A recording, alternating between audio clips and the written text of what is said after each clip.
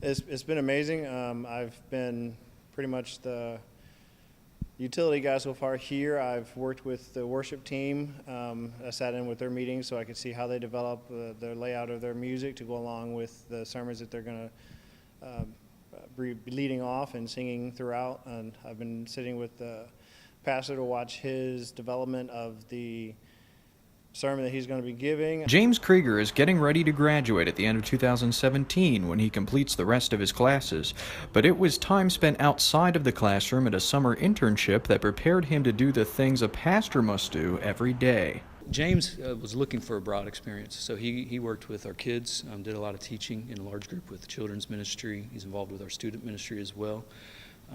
Administrative side of things, sat in on all of our staff meetings, was a part of all that conversations where we have all of our ministry departments at the table. So I think a really broad view of the entire function of the church, kind of behind the scenes.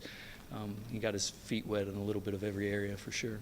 Steve Roby is lead pastor at Water's Edge Church in Virginia Beach. He's been there for 3.5 years, and the non-denominational church has taken off since he and the congregation began a major revitalization effort, offering many ministries, including a food pantry, all of which gave Kreager an opportunity to participate in planning and experience operational execution.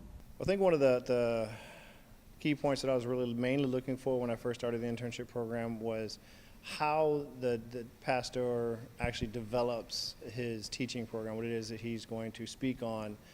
How does he come up with the sermons? How does he line up what he's going to do throughout the year? How does that programming and planning work with?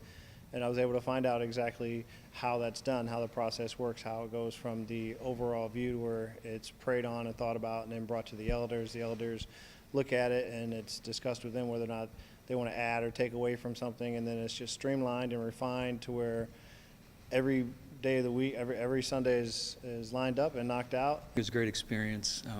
My view of an internship is that the church, if a church goes into it looking for what they can get out of it, I think that's a little bit kind of off. I think that an internship has to be catered to the individual in a way. It's a huge blessing for the church to have an intern, but it really has to be about equipping this person for ministry. And when that happens, you see that person grow.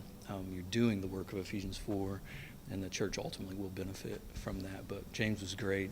A collaboration that enriched a church's effectiveness while educating a future pastor.